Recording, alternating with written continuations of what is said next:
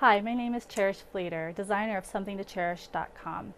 Now I would like to show you how you can create a paper collage quilt.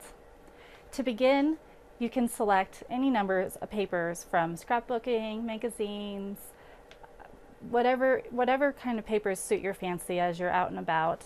And I've actually went ahead and printed some of my own designs to use for this example, as well as using some Lacta paper. There are several examples out on the market for different types of shapes that are common inside of quilts, and I'm using some of these shapes today for my paper quilts.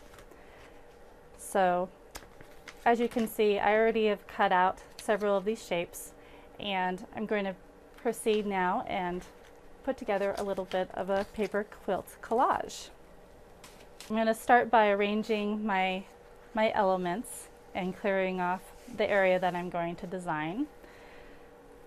And I just want to kind of feel it out. I don't really have a plan in mind.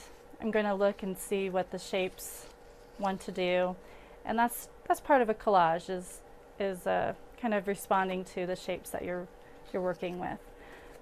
I've also cut out some of these different flower shapes just to make it interesting, along with some classic quilt shapes. Since it's paper, we don't have to follow the rules of fabric. So once you have your design where you like it, you would take everything off and then glue it back on piece by piece. And you would probably want to create a series of these so that way they would fit together in one larger quilt, or could be several pages in a scrapbook. You could do a lot of different things with this idea. I'm Cherish. Thanks for joining me today and learning how you can use paper collage to make a quilt.